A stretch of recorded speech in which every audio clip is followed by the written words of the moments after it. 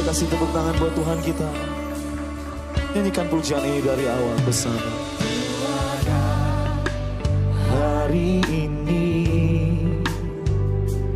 karena kasih karunia-Mu, semua yang terbaik disediakan bagiku. Kaulah penenun hidupku Tuhan, Kaulah penenun hidupku. Kau pegang masa depanku. Jiwaku menyanyikan. Mari angkat kedua tanganmu kanan. Ku berterima kasih buat kasih setiamu. Hidupku persembahkan hanya bagimu. Ku berterima kasih buat penyertaan-Mu.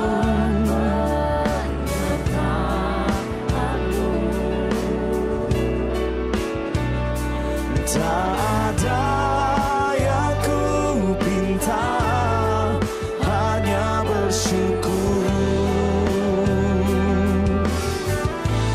menyembah-Mu. Mari bersama-sama kita bangkit berdiri. Oh Yesus Tuhan, tak ada yang lain selain Kau Yesus. Mari bersama-sama lebih sungguh katakan.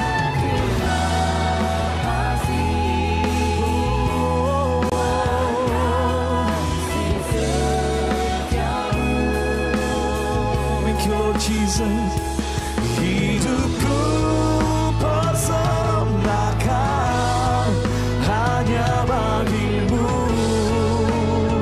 Ku berterima kasih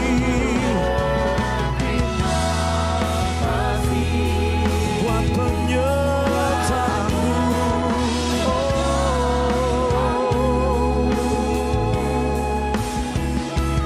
Tak ada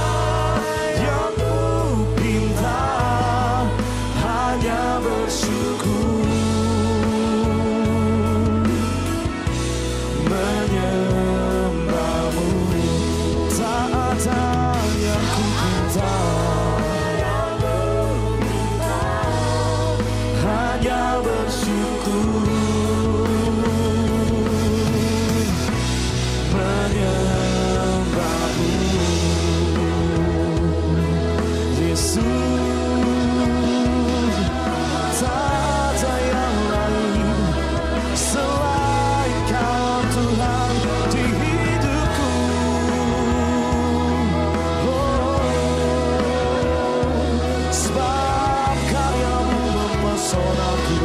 sebab kasih-Mu menuntun hidupku.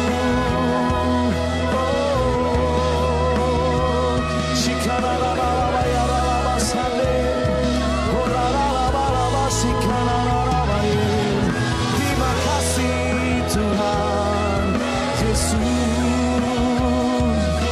Kau yang layak terima pujian, Kau yang layak terima hormat. Selama-lamanya hanya Kau Yesus, tiada yang lain.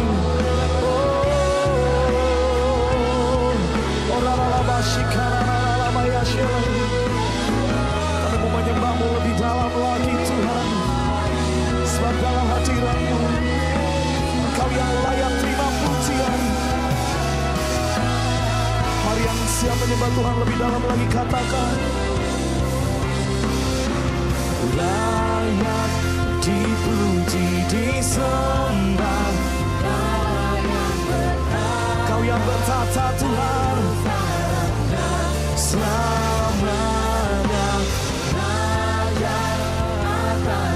atas segalanya.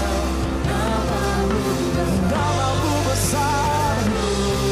Come on, one more time, katakan layak.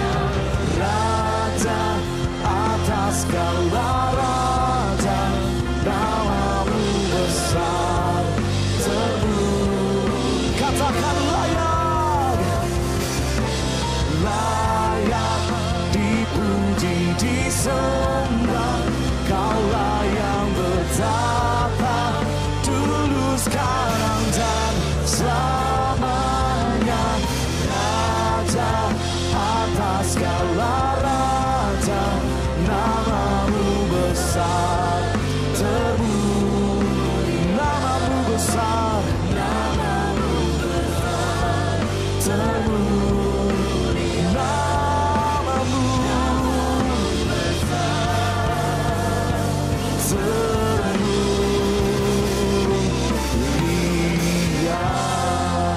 Berikan sorak-sorai yang terbaik bagi nama Tuhan. Haleluya.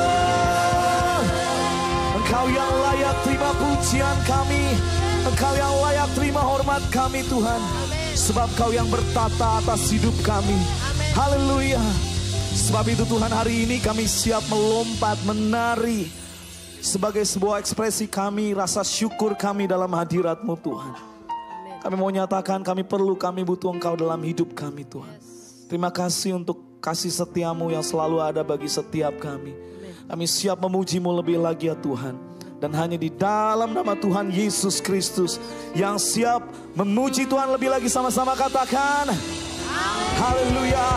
Sekali lagi shalom. Shalom. Seberapa banyak yang percaya kalau Tuhan kita Tuhan yang hebat? Boleh lambaikan tangan, berikan tepuk tangan, katakan yeay, haleluya. Mari kita menari bagi nama Tuhan kita. Saya mengajak setiap kita bertepuk tangan di atas kepala bagi nama Tuhan kita. Come on, let's go.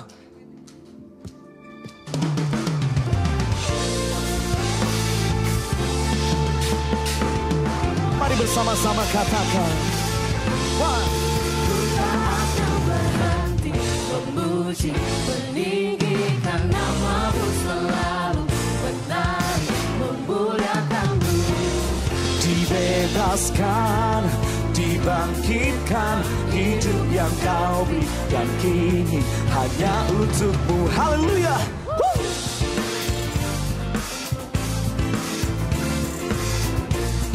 Mari jemaat Tuhan sama-sama katakan, kasih yang begitu besar, lebih kuat dari dosa.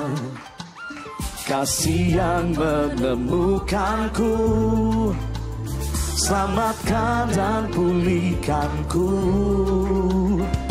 Ku naikkan syukurku, ku tak akan berhenti memuji, meninggikan nama-Mu selalu, menari memuliakan-Mu.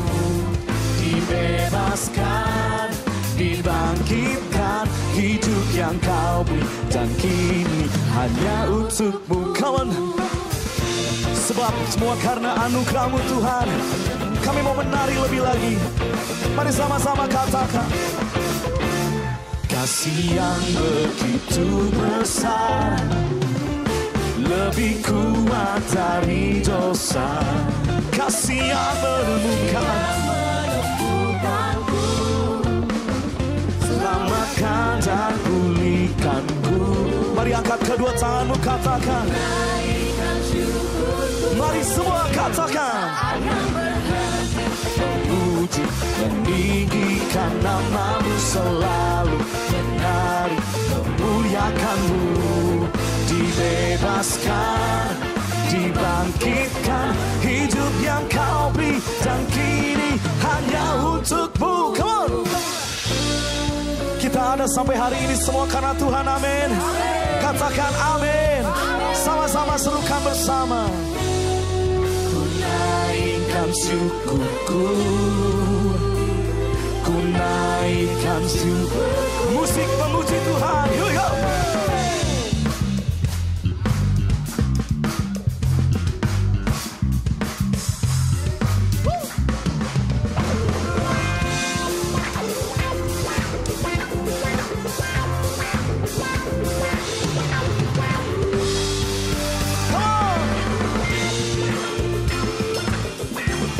Thank you Lord. Haleluya. Mari jemaat Tuhan sama-sama katakan, Akan berhenti memuji, meninggikan nama-Mu selalu, menari memuliakan-Mu. dibebaskan, dibangkitkan, hidup yang Kau beri dan kini hanya untuk-Mu, takkan berhenti meninggikan nama-Mu. dibebaskan, dibangkitkan. Hidup yang kau beri dan kini hanya untukmu. Hidup yang kau beri dan kini Berikan sorak-sorai-mu hanya bagi nama Tuhan. Haleluya. Dia bukan cuma berikan kita hidup, tapi dia berikan kita kuasa untuk lebih daripada pemenang. Haleluya. Bisa bertepuk tangan lebih keras lagi buat Tuhan kita.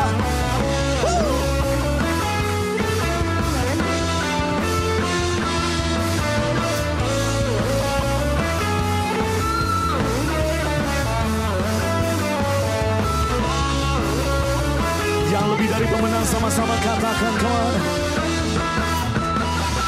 Lebih dari pemenang dalam segala perkara. Iblislah dikalahkan oleh kuasa darahnya. Jika Allah di pihak kita, siapa dapat melawan? Kita lebih dari pemenang. One more time, come on, here we go. Lebih dari pemenang dalam segala perkara. Dengan imanmu nyatakan, Iblislah dikalahkan oleh kuasa darahnya. jika Allah di pihak kita, siapa dapat melawan? Kita lebih dari pemenang. Bersama katakan, come on. Haleluya. Kibarkanlah panjinya, Yesus Raja segala raja. Sing haleluya. Haleluya. Bangkitlah gerejanya. Kita lebih dari pemenang. Terima kasih buat kuasa-Mu Tuhan yang menjadikan kita lebih daripada pemenang. Coba Tuhan dengan keras katakan, lebih dari pemenang dalam segala perkara. Katakan dengan iman, Iblislah dikalahkan oleh kuasa darahnya. jika Allah di pihak kita, siapa dapat melawan? Kita lebih dari pemenang. Angkat kedua tanganmu, katakan, Haleluya. Kibarkanlah panjinya. Yesus Raja segala raja. Sing haleluya. Haleluya. Bangkitlah gerejanya. Kita lebih dari pemenang. Sing haleluya, come on. Haleluya. Kibarkanlah panjinya. Yesus Raja segala raja. Haleluya. Haleluya. Bangkitlah gerejanya. Kita lebih dari pemenang. Dia Allah yang berikan kita kuasa untuk menaklukkan setiap musuh di belakang kita. Siapa namanya? Siapa namanya? Katakan haleluya. One more time, katakan haleluya. Saya mau mendengar jemaat GBI Beton Jakarta dengan keras katakan, 1, 2, 3. Kibarkanlah panjinya. Yesus Raja segala raja. Saya percaya bisa lebih keras. Haleluya.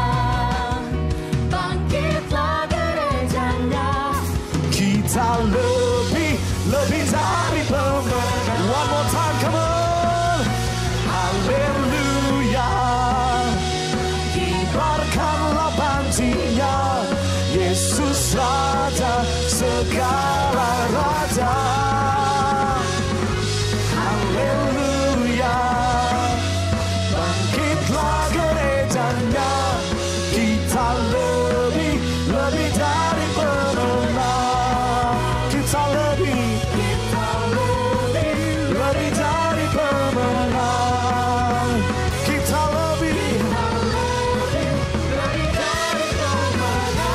sorakan haleluya.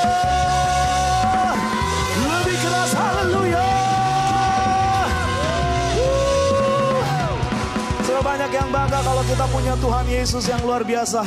Boleh lambaikan tangan, berikan tepuk tangan yang lebih lama lagi buat Tuhan kita. Haleluya. Silakan duduk Bapak Ibu Saudara yang dikasihi Tuhan. Terima kasih Tuhan. Kami mengucap syukur kami punya Tuhan yang begitu dahsyat. Tuhan yang selalu setia di setiap musim kehidupan kami. Tuhan gak pernah ninggalin setiap kita. Bahkan dia selalu setia buat kita. Kalau hari ini mungkin kita dalam proses kehidupan yang membuat kita gak nyaman, membuat kita gak tenang. Tapi hari ini Tuhan mau bilang jangan pernah menyerah. Karena ada kasih Tuhan yang besar buat setiap kita. Boleh kasih tepuk tangan sekali lagi buat Tuhan kita. Makasih Tuhan. Biarkan pujian ini menjadi satu komitmen kami di hadapan-Mu Tuhan. Makasih.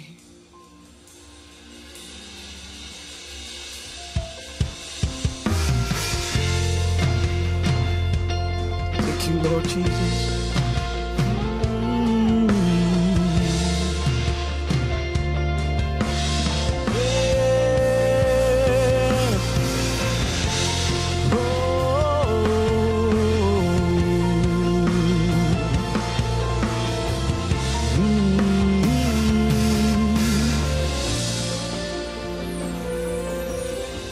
Saat ku melihat semua yang terjadi di hidupku, ku percaya Kau izinkan terjadi semua untuk kebaikanku. Setiap air mataku Kau taruh di dalam kirbat-Mu. Ku percaya akan janji firman yang menguatkanku. Tak ada alasan untuk ku menyerah, tetap ku berserah pada rancangan-Mu. Sebab telah ku lihat Kau turut bekerja. Tuhan tak pernah menyerah, Dia tak tinggalkanku. Mari sama-sama kita bangkit berdiri, naikkan pujian ini lebih sungguh. Katakan setiap air mataku,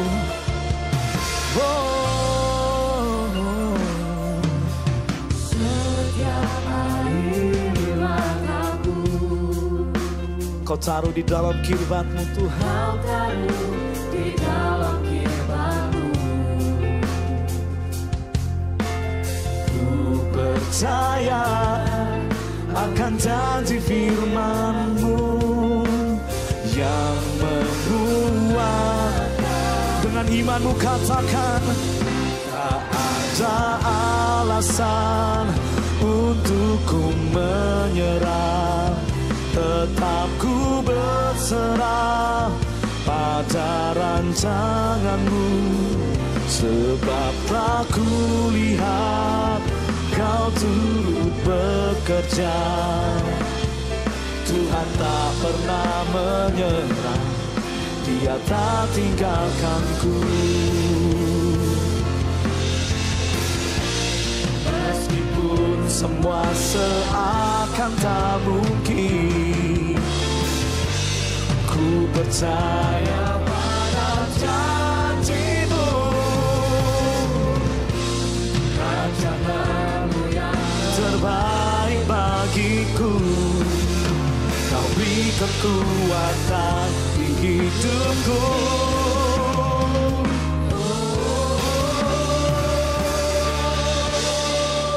Setiap tetesan air matamu untuk melewati setiap pergumulanmu, Tuhan taruh di dalam kirbat-Nya. Untuk itu hari ini sama-sama berserah penuh kepada Tuhan. Dan jangan pernah menyerah.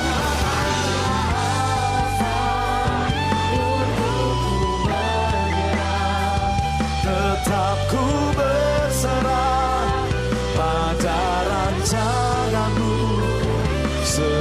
tak kulihat kau turut bekerja. Tuhan tak pernah menyerah. Oh, tak ada alasan. Thank you Lord Jesus. Tetap ku berserah pada rancangan-Mu, sebab tak kulihat kau turut bekerja. Tuhan tak pernah menyerah, Dia tak tinggalkanku. Percaya saja, menyerah, Dia tak tinggalkanku.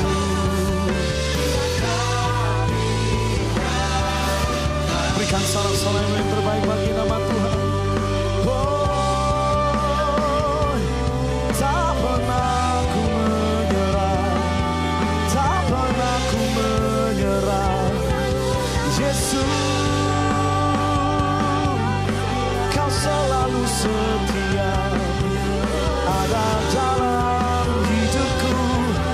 Oh, shikananararalabayaralabasan, kiaradalabashe. Haleluya, haleluya Yesus. Kami gak akan menyerah Tuhan dalam hidup kami, karena kami sudah melihat pertolongan Tuhan. Sejak dulu kala Tuhan menolong kami. Kami percaya kalau hari ini juga Tuhan menolong kami. Tangan kuat-Mu gak pernah ngelepasin kami Tuhan. Gadamu dan tongkat-Mu itulah menjadi kekuatan kami.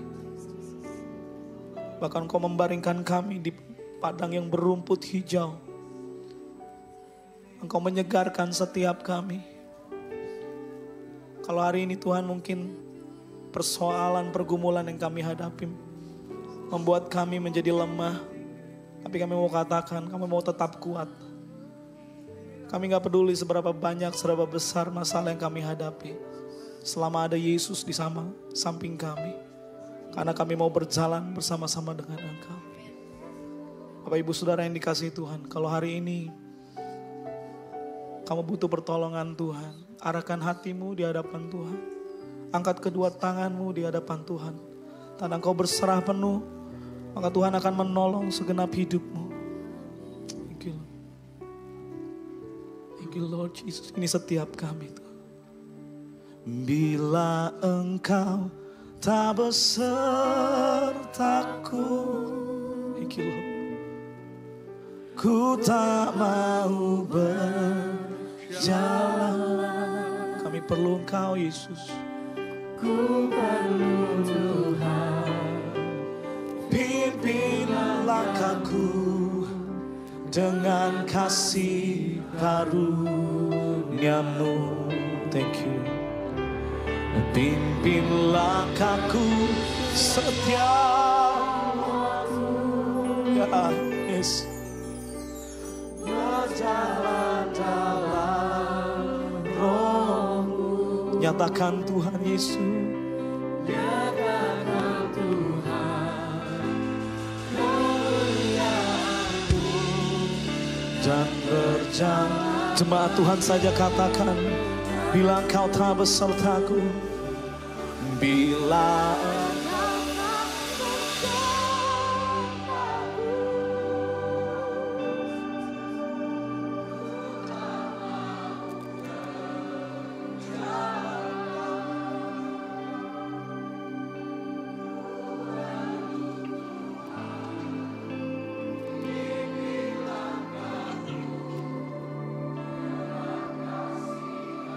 ini setiap kerinduan kami Tuhan.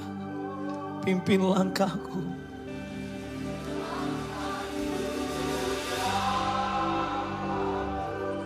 Yes Lord Jesus.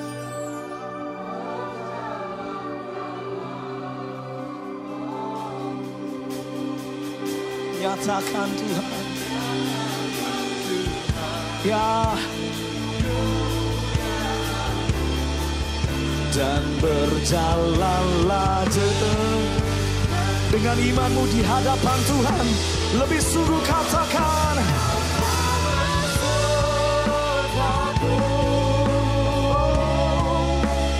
ku tak mau berjalan, ku perlu Tuhan,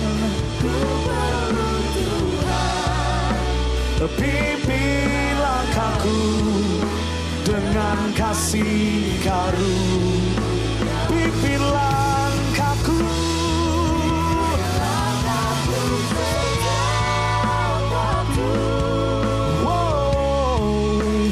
berjalan dalam roh-Mu. Nyatakan Tuhan,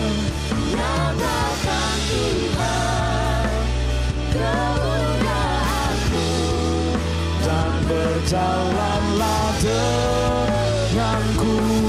Mari katakan, Engkau tak besertaku,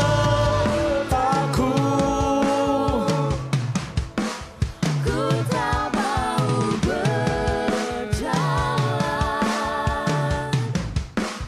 ku perlu Tuhan, pimpin langkahku dengan kasih pimpin langkahku.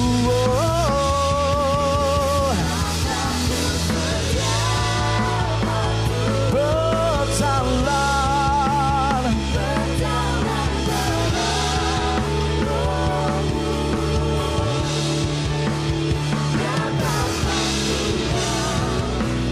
kemuliaan-Mu dan katakan dengan imanmu, aku punya Tuhan yang besar. Aku punya Tuhan yang besar, yang telah berjanji dan sanggup menggenapi. Imanku bersepakat percaya kuasa-Nya. Ku terima sekarang kemenangan. Nyatakan, aku punya Tuhan yang besar, yang telah berjanji dan sanggup menggenapi. Imanku bersepakat percaya kuasa-Nya. Ku terima sekarang kemenangan dan ku terima sekarang, ku terima sekarang, ku terima, ku terima sekarang, ku terima, ku terima sekarang kemenangan darimu.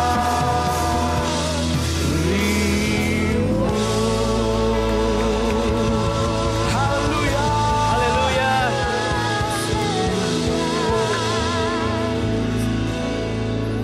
Shalom saudara yang dikasihi oleh Tuhan Yesus Kristus, kiranya berkat Tuhan selalu melimpah dalam hidup kita. Senang sekali saya, Pendeta Rubin Adi Abraham, bisa menjumpai Anda di dalam acara ini. Saya hari ini akan menyampaikan firman dengan judul Memahami 10 Perintah Allah, bagian yang pertama.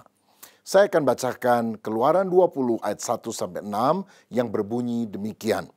Lalu Allah mengucapkan segala firman ini, Akulah Tuhan Allahmu yang membawa engkau keluar dari tanah Mesir, dari tempat perbudakan.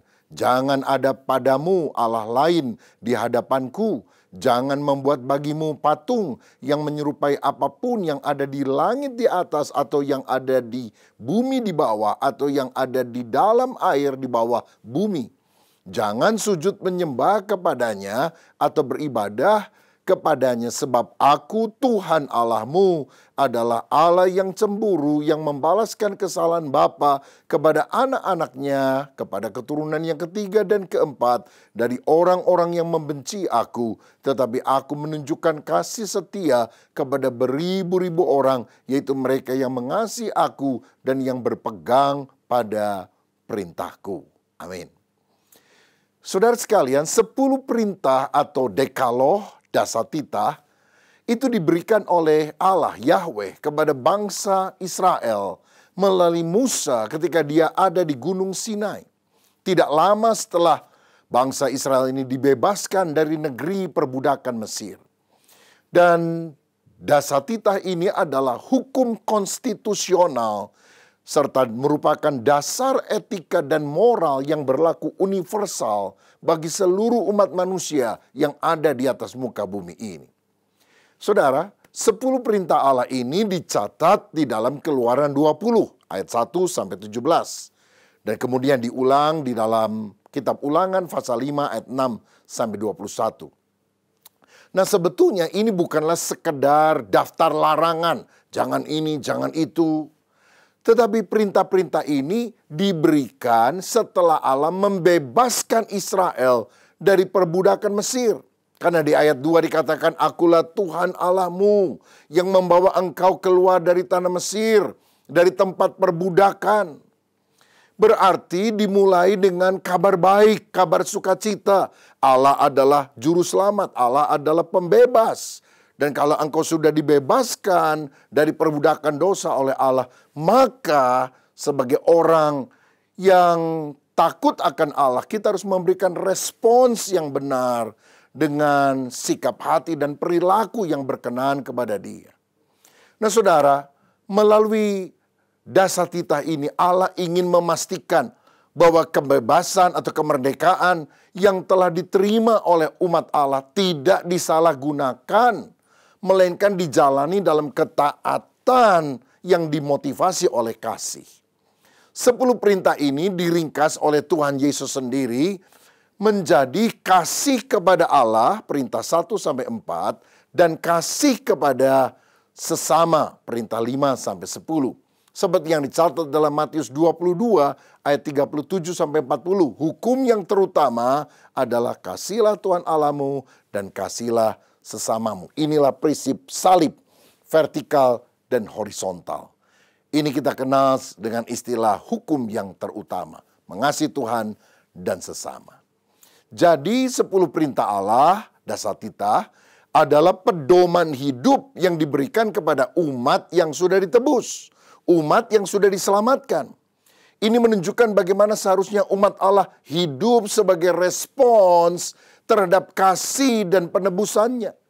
10 hal ini bukanlah cara supaya kita masuk surga. Kalau kita melakukan hukum Tuhan, menjauhkan diri dari larangannya, maka kita akan selamat masuk surga. No, karena keselamatan adalah anugerah yang Tuhan berikan kepada setiap orang yang percaya kepada Yesus. Tetapi setelah kita ditebus, setelah kita diselamatkan, ada pola hidup yang benar yang harus kita lakukan. Ada perbuatan baik sebagai hasil pertobatan, sebagai buah keselamatan. Saya ambil contoh ini. Satu kali ada seorang anak muda yang sering kali berjudi dan lebih banyak kalahnya daripada menangnya. Sampai ibunya yang sudah ditinggal mati oleh suaminya menangisi, menasehati, tapi anak ini nggak peduli. Sampai satu kali anak ini mengalami kekalahan judi di dalam jumlah yang sangat besar dan akhirnya dia dipaksa oleh kelompok mafia judi ini untuk membayar hutangnya yang sangat besar dan tidak mungkin rasanya dia bayar.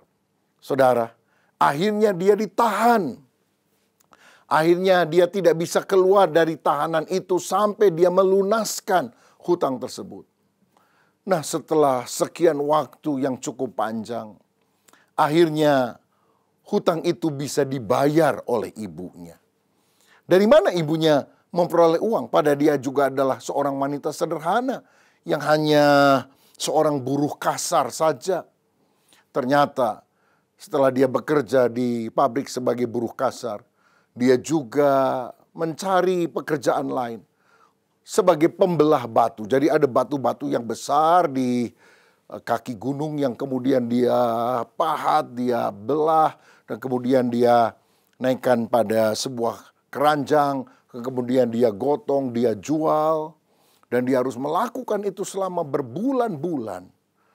Dan ketika si ibu datang dan berkata, "Ibu punya uang untuk melunasi semua hutang judimu." Oh, anak itu sangat senang. Dia berkata, terima kasih ibu. Dia salami ibunya, dia mau rangkul ibunya. Tapi ketika dia menggenggam tangan, dia kaget karena tangan ibu itu begitu kasar, bahkan hancur, berdarah. Lalu anak itu bertanya, kenapa ibu? Lalu ibu cerita bahwa dia harus menjadi pembelah batu untuk mendapatkan uang lebih untuk melunasi hutang dari anaknya. Anaknya menangis merasa dirinya anak durhaka, kurang ajar, menyebabkan ibunya menderita. Bukan hanya secara batin tapi juga secara fisik. Dan sejak itu anaknya berkata, ampuni aku ibu, aku berjanji. Mulai hari ini aku tidak akan pernah judi lagi. Aku akan bekerja dengan baik. Dan aku ingin menyenangkan hati ibu. Supaya ibu tidak usah kerja sebagai buruh kasar. Apalagi membelah batu. Aku akan upayakan agar aku yang membiayai kebutuhan hidup sehari-hari. Termasuk merawat ibu sampai pada masa tua. Saudara, dari kisah ini kita tahu bahwa kalau kita sadar kita sudah ditebus oleh Tuhan kita. Dia bukan hanya hancur tangan dan berdarah. Dia menyerahkan seluruh nyawanya bagi kita di atas kayu salib. Sehingga kita orang berdosa dibebaskan dari hukuman dosa. Bukan karena kebaikan kita, tapi karena kebaikan Tuhan. Dan apa respons kita setelah kita mengalami kebaikan Tuhan? Kita harus melakukan perbuatan yang mulia, pekerjaan yang baik. Bukan karena kita akan masuk surga, tapi karena kita sudah dijamin selamat oleh Tuhan sendiri. Nah, dengan dasar pemikiran itu, saya akan membahas hukum atau perintah yang pertama sampai perintah yang keempat yang mengatur relasi kita dengan Tuhan. Perintah pertama berkata, jangan ada Allah lain. Keluaran 20 ayat 3 berkata, jangan ada padamu Allah lain di hadapanku. Saudara, perintah ini menuntut monoteisme yang eksklusif. Maksudnya, kita hanya percaya ada satu Allah saja. Dan dia harus ditempatkan sebagai yang paling utama. Prioritas mutlak di atas segala-galanya dalam hidup kita. Dan Allah menuntut kesetiaan yang tidak terbagi kepada siapapun atau kepada apapun. Saudara, kita berkata jangan ada Allah lain. Ini tidak hanya mengacu pada dewa-dewi dari bangsa-bangsa lain. Tetapi yang dimaksudkan dengan Allah lain di sini adalah segala sesuatu yang menggantikan posisi Allah di dalam kehidupan kita. Mungkin orang pada masa kini tidak menyembah patung berhala yang mungkin badannya gemuk atau yang bertaring menakutkan. Tapi dalam Yesaya 14 ayat 3 dikatakan, hai anak manusia, orang-orang ini menjunjung berhala-berhala mereka dalam hatinya. Lihat, ada berhala di hati. Dan menempatkan di hadapan mereka batu sandungan yang menjatuhkan mereka ke dalam kesalahan. Apakah aku mau mereka meminta petunjuk daripadaku? Nah, jadi banyak orang sekarang memiliki berhala di dalam hidupnya. Apa saja bentuknya? Saudara, ini bisa berupa kekuasaan atau ambisi karir. Orang yang demi meraih ambisinya yang luar biasa, kekuasaan, kekayaan, dia kerja siang malam, menghalalkan segala cara, nggak pernah ibadah, nggak pernah doa kepada Tuhan, tidak mengandalkan Tuhan. Atau kalau dia tahu bahwa Tuhan itu ada, dia hidup seakan-akan Allah itu tidak ada. Bukankah itu berarti kita sudah memiliki ilah lain di dalam kehidupan kita? Ilah lain bisa berupa kenikmatan diri atau hobi yang menyita waktu dan energi. Kita boleh saja punya hobi, tetapi ketika itu menyita waktu kita, energi kita, sehingga nggak punya waktu untuk ibadah. Hari Minggu hanya olahraga. Hari Minggu hanya shopping, jalan-jalan. Hari Minggu hanya melakukan hal-hal yang memuaskan kenikmatan jasmaniah kita. Bukankah kita sebetulnya sedang menyembah ilah modern? Saudara, kadang ada orang yang mengidolakan manusia. Pemimpin yang sangat diagung-agungkan. Sehingga ketika pemimpinnya melakukan kesalahan, maka akhirnya kecewa berat dia. Karena apa? Seharusnya yang kita puja itu adalah Tuhan dan bukan pemimpin, termasuk pemimpin rohani yang adalah manusia yang juga bisa salah. Kadang ada orang yang mendewakan dirinya sendiri, ego nomor satu, kebanggaan diri nomor satu. Ada pula yang menjadikan kekayaan atau uang, mamon, sebagai ilah berhala modern dalam kehidupannya.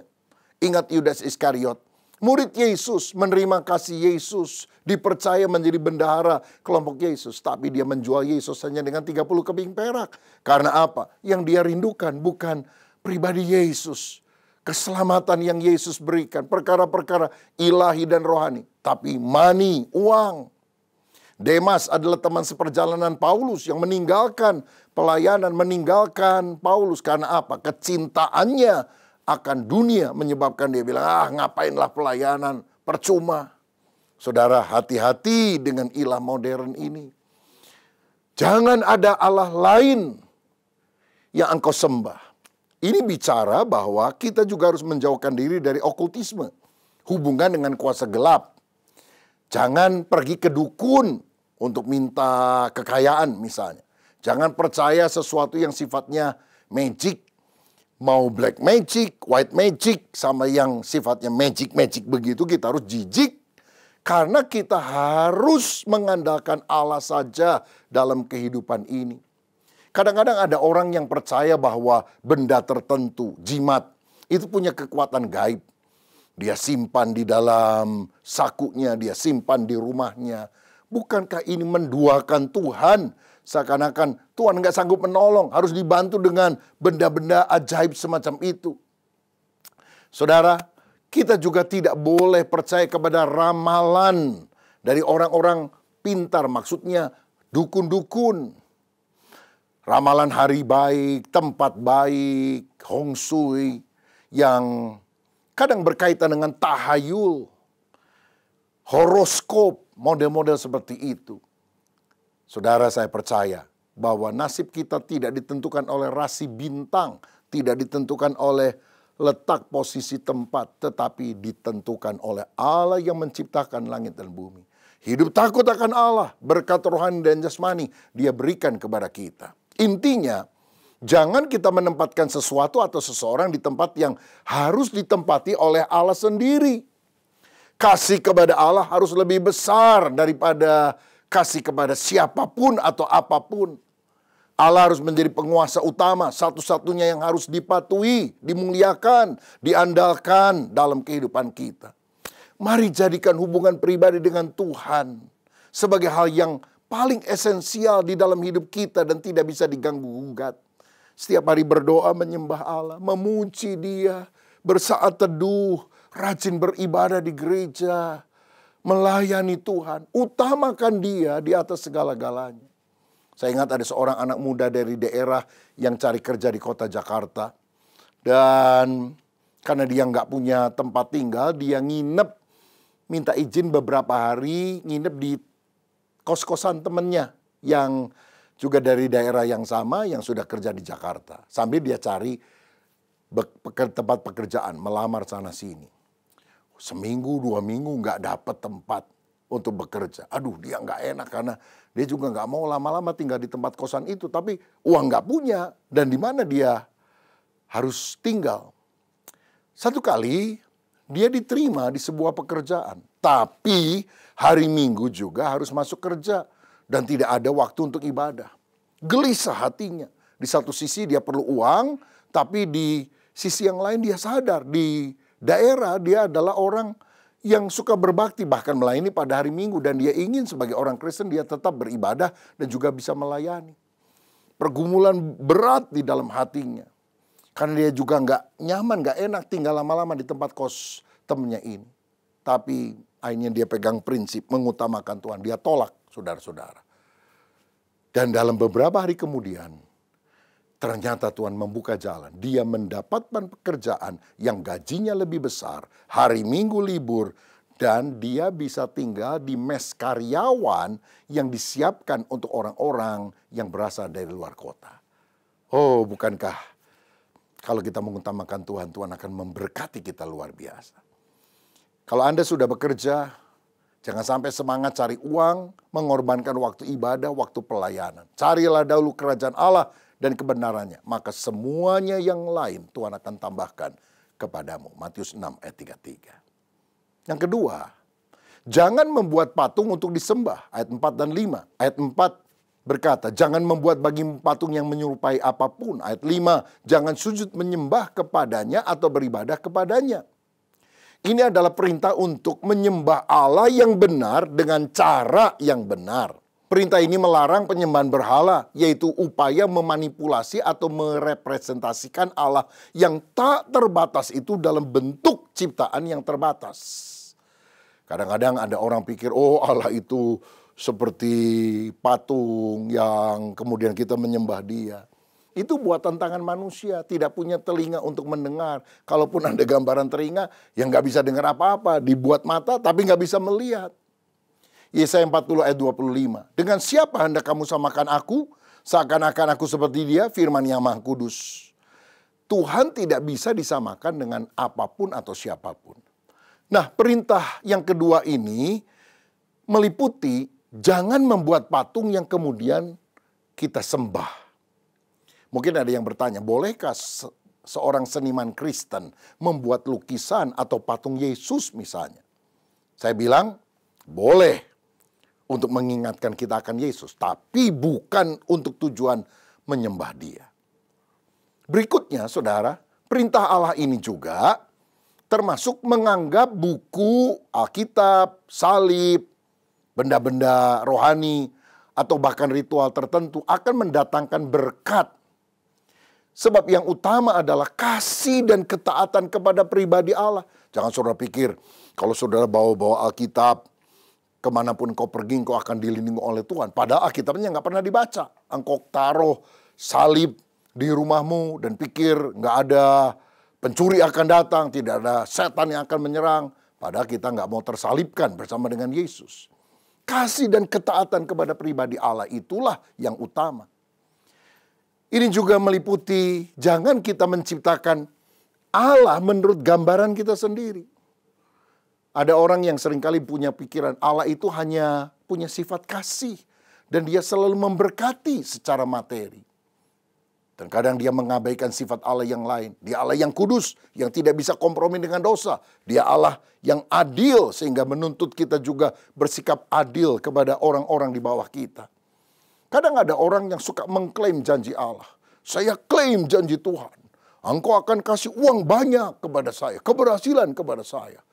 Dan kalau Tuhan belum kasih, rasanya maksa Tuhan. Saya udah puasa, saya udah kasih perpuluhan, kasih persembahan. Kenapa kok Tuhan belum berikan janjimu itu di dalam kenyataan kepadaku? Loh, saudara sekalian, ini berarti kita menciptakan ilah menurut pandangan kita yang tidak cocok dengan apa yang diajarkan oleh Alkitab. Jangan membuat patung untuk disembah. Allah itu roh, makanya kita harus menyembah dia dalam roh dan kebenaran. Yohanes 4 ayat 24. Allah tidak terikat oleh ruang dan waktu, tidak dibatasi oleh sistem yang kaku. Penyembahan atau ibadah bukan liturgi atau upacara ritual semata, tapi harus merupakan refleksi kecintaan kepada Tuhan yang kemudian nampak dalam buah kehidupan. Kita tidak serupa dengan dunia, tapi kita makin serupa dengan Kristus. Saudaraku, jangan membuat patung untuk disembah juga berarti kita harus menjauhi tahayul atau praktek yang menganggap ritual lebih penting dari hati. Makanya setiap hari kita harus memeriksa, bahkan mengkritisi diri kita sendiri. Ketika doa kita lebih didorong oleh kepentingan finansial yang mendesak daripada kerinduan akan kehadiran Tuhan. Lalu mengubah fokus doa menjadi penyerahan diri dan ucapan syukur kepada Allah. Kalau kita hanya minta berkat, minta duit, minta ditolong usaha, pekerjaan, anak, istri, supaya jalannya lancar, cita-citanya terkabul. Tanpa kita sungguh menyembah Tuhan, pribadi Tuhan, tidak minta apa-apa, hanya menyatakan cinta kepada Tuhan. Sebetulnya pusat penyembahan adalah diri kita. Padahal seharusnya pusat penyembahan adalah Tuhan sendiri. Yang ketiga, jangan menyebut nama Tuhan dengan sembarangan. Ayat 7, jangan menyebut nama Tuhan Allahmu dengan sembarangan, sebab Tuhan akan memandang bersalah orang yang menyebut namanya dengan sembarangan. Nah, perintah ini melindungi kekudusan nama Allah. Sembarangan atau sia-sia berarti menggunakan nama Allah secara tidak hormat, seenaknya. Ini mencakup sumpah palsu. Kadang ada orang yang menggunakan nama Allah supaya orang percaya kepada kita. Tapi ternyata kita berbohong. Janji tidak ditepati. Demi Allah, saya janji. Ini pasti benar. Padahal kita bermaksud untuk membuat orang percaya kepada kita, pada diri kita nggak bisa dipercaya. Ini menyebut Allah, nama Allah dengan sia-sia. Berikutnya, ini juga meliputi kita bicara tentang Tuhan atau janjinya dengan bahasa yang tidak mencerminkan kekaguman atau rasa takut yang benar kepada Tuhan. Menjadikan Tuhan lelucon yang menghina, tidak menghormati Dia. Itu sesuatu yang harus jauh dari hidup kita. Atau kita melakukan pelayanan yang munafik. Kita menggunakan nama Tuhan, tapi untuk kepentingan diri sendiri. Jualan agama. Kita membenarkan tindakan yang jahat, yang egois, atau memecah belah. Dan itu kita atasnamakan dengan nama Tuhan. Itu sesuatu yang sangat jahat. Penerapan yang kita harus lakukan dalam hidup ini adalah, ayo kita menghidupkan kehidupan yang mencerminkan karakter Allah. Sehingga namanya dimuliakan melalui perkataan dan perbuatan kita. Jangan melalui sepak terjang kita, nama Tuhan bukan dipermuliakan tapi dipermalukan. Jangan kita jadi batu sandungan bagi orang lain. Biarlah kita menjadi garam dan terang dunia sehingga nama Tuhan mendapatkan pujian dari banyak orang. Ada seorang pengusaha Kristen yang menolak berbohong kepada klien. Walaupun itu berarti dia kehilangan kontrak besar. Karena dia tidak ingin mencemarkan kesaksiannya sebagai orang yang membawa nama Kristus. Dan akhirnya dia mendapatkan berkat yang lebih besar karena kejujurannya. Karena dia menghormati Tuhan. Perintah keempat adalah kuduskanlah hari Sabat. Ayat 8-11, ingatlah dan kuduskanlah hari Sabat. 6 hari lamanya engkau akan bekerja dan melakukan segala pekerjaanmu. Tetapi hari ke-7 adalah hari Sabat Tuhan Allahmu. Maka jangan melakukan sesuatu pekerjaan. Engkau atau anakmu laki-laki atau anakmu perempuan atau hambamu laki-laki atau hambamu perempuan atau hewanmu atau orang asing yang di tempat kediamanmu. Sebab 6 hari lamanya Tuhan menjadikan langit dan bumi, laut dan segala isinya, dan ia berhenti pada hari ke-7. Itulah sebabnya Tuhan memberkati hari Sabat dan menguduskannya. Saudara, perintah ini menetapkan perlunya istirahat, Sabat, pemulihan sebagai bagian dari ritme kehidupan yang sehat dan kudus. Ini berarti kita harus punya hari yang kita khususkan untuk memfokuskan diri pada Allah dan menikmati hadiratnya. Ingat hari Tuhan. Miliki hari perhentian untuk beribadah kepada Allah. Jangan kerja berkat terus sampai lupa sumbernya. Tuhan aja dikatakan beristirahat pada hari yang ke-7. Bukan berarti karena Allah capek. Tapi dia menyelesaikan semua pekerjaannya. Dan dia ingin menjalin relasi yang penuh kasih dengan umat ciptaannya. Maka kita pun harus menyediakan waktu berelasi dengan Tuhan. Apalagi dalam Khotbah 5 ayat 17 dan 18 kalau saudara baca. Untuk berbahagia kita itu harus punya karunia memiliki. Tetapi yang lebih penting adalah kuasa untuk menikmati. Banyak orang memiliki harta benda dan sebagainya. Tapi dia tidak diberikan kuasa untuk menikmati. Yang nikmatinya orang lain. Karena kuasa untuk menikmati hanya dianugerahkan oleh Allah kepada orang yang menjalin relasi yang akrab dengan pribadinya. Saudara, sebetulnya perintah untuk menguduskan hari Sabat ini adalah hadiah, berkat, dan bukan beban. Sebab ini bukan hanya berhenti dari pekerjaan, tetapi berhenti dari semangat untuk harus terus menghasilkan. Beristirahat dari kerja adalah anugerah. Karena orang yang sibuk terus akan stres. Dan orang lelah tidak produktif. Orang yang lelah salah-salah dalam pengambilan keputusan, emosi. Dan dia tidak jadi berkat. Saudara, menguduskan hari Sabat berarti fokus pada hal yang spiritual. Menggunakan hari itu untuk ibadah bersama, pemulihan spiritual. Di mana kita mengakui bahwa hidup kita ini bergantung kepada Tuhan. Bukan pada kekuatan diri sendiri, tapi hanya karena anugerahnya. Hormatilah hari Sabat. Sabat bagi orang Kristen kini dihayati dalam hari Tuhan, Minggu, Domingos. Hari Tuhanku yang telah bangkit dari antara orang mati. Dan setiap minggu kita memperingati hari Tuhan itu. yang akan membawa kita kepada istirahat kekal sejati, jaminan keselamatan di dalam kerajaan sorga. Jadi bagi kita orang Kristen sebetulnya yang penting bukan hari Sabtu atau Minggunya, tapi ada waktu khusus yang kita khususkan untuk bersekutu dengan Allah dan sesama, saling membina kasih satu dengan yang lain. Karena itu saya dorong saudara, mari kita sengaja mengalokasikan waktu pada hari Tuhan untuk berhenti dari pekerjaan, termasuk urusan sehari-hari, urusan rumah tangga yang tidak terlalu mendesak, dan berfokus pada ibadah, fokus pada keluarga, fokus pada pelayanan. Kalau kita ada dalam satu keluarga, ayo kita komitmen untuk menggunakan hari itu beribadah kepada Tuhan.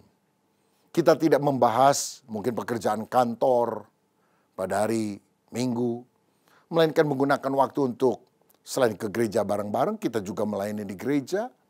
Dan kita juga bisa makan bersama dan menjalin kebersamaan dengan ngobrol dari hati ke hati. Itu lebih baik daripada main HP terus. Dan berarti kita harus mematikan HP kita, menaruhnya. Dan kita bicara, sharing hati ke hati, suami istri, orang tua dan anak. Sehingga kita mengalami kasih Tuhan dan kasih kepada seluruh anggota keluarga, rekan-rekan kita. Itulah sahabat yang kita harus miliki dalam hidup. Saudara sekalian, ada 10 perintah Allah. Saya membahas 1, 2, 3, 4. Dan saya akan lanjutkan nanti dengan 5 sampai 10. Perintah 1 sampai 4 mengatur relasi kita dengan Tuhan. Perintah 5 sampai 10 mengatur relasi kita dengan sesama. Dari bahasan kita hari ini, maka kita belajar hal yang penting. Ayo kita mengutamakan pribadi Allah. Jangan membatasi Allah dengan gambaran yang salah. Seperti membuat patung untuk disembah. Kita juga harus menjaga kekudusan nama Tuhan. Dan miliki waktu istirahat untuk menjalin persekutuan dengan Allah. Ayo kita menghormati Dia. Mencintai Dia. Karena 1 Korintus 2 ayat 9 berkata, apa yang tidak pernah dilihat oleh mata. Dan tidak pernah didengar oleh telinga. Dan yang tidak pernah timbul di dalam hati manusia. Semua yang disediakan Allah untuk mereka yang mengasihi Dia. Saya percaya kalau kita mengutamakan Tuhan, mengasihi Tuhan dengan segenap hati kita, perkara-perkara baik Tuhan akan berikan dalam hidup saudara.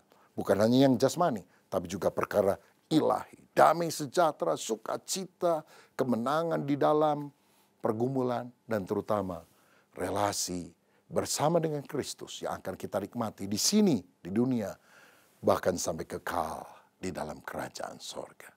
Siapa yang rindu untuk sungguh mengutamakan Tuhan, mentaati perintah Allah nomor 1 sampai 4. Mari kita taruh tangan di dada, kita berdoa. Bapa, terima kasih untuk pengajaran firman-Mu hari ini. Biar kami menghormati Tuhan. Tidak ada Allah lain selain Engkau yang kami sembah. Tidak membuat patung untuk disembah. Tidak mengucapkan nama Tuhan dengan sembarangan atau sia-sia. Dan kami juga menguduskan hari Sabat. Sehingga kami bisa menjalin relasi yang intim dengan Engkau. Dan juga berbagi kasih dengan keluarga dan teman-teman kami. Berkat-Mu atas kami dalam nama Tuhan Yesus Kristus. Haleluya. Amin. Tuhan Yesus memberkati. Bapak, terima kasih untuk pagi hari ini Engkau telah memimpin seluruh rangkaian ibadah kami dari pagi hingga siang hari ini ya Bapak. Terima kasih Tuhan, kami pada siang hari ini berdoa untuk jemaat Tuhan di tempat ini ya Bapak. Kiranya seperti apapun kondisi mereka, apakah mereka dalam sakit atau dalam kesusahan, kiranya Bapak Engkau bilur-bilur Tuhan menyembuhkan ya Bapak. Kiranya jemaat-Mu yang sedang di dalam kesusahan, biarlah Tuhan Engkau menghiburkan ya Bapak. Terpuji nama Tuhan. Bapak, kami juga ingin berdoa ya Bapak buat tim gembala kami, untuk Pak Rubin, Om Julius dan Pak Swito ya Bapak. Dimanapun mereka Engkau tempatkan ya Bapak, biarlah kiranya visi misi dari Tuhan bersama-sama dengan mereka ya Bapak. Sehingga memimpin kami semua. Kami juga berdoa ya Bapak untuk Bapak Christopher ya Bapak dan sekeluarga ya Bapak. Terima kasih ya Tuhan buat pelayanan beliau ini ya Bapak. Biarlah kiranya Tuhan memberkati selalu. Biarkah menuai banyak jiwa-jiwa ya Bapak hanya bagi kemuliaan nama Tuhan saja ya Bapak. Terima kasih Tuhan, terima kasih. Kami juga ingin berdoa buat bangsa dan negara kami ya Bapa. Biarlah kiranya ya Bapa kasih Tuhan atas negeri kami ini ya Bapa. Biarlah pemimpin-pemimpin takut akan Tuhan. Memikirkan apa yang baik untuk rakyat. Membuat peraturan-peraturan yang baik bagi kami rakyat Indonesia ini ya Bapa. Kami ingin memberkati Indonesia ya Bapa. Indonesia biarlah penuh kemuliaan Tuhan. Terima kasih Tuhan. Sebentar kami akan mengakhiri ibadah kami ini ya Bapa. Biarlah kiranya Engkau memberkati kami. Terima kasih Bapak. Tuhan, terima kasih Tuhan buat ibadah yang telah berlangsung. Sekarang kami mau pulang ke tempat kami masing-masing.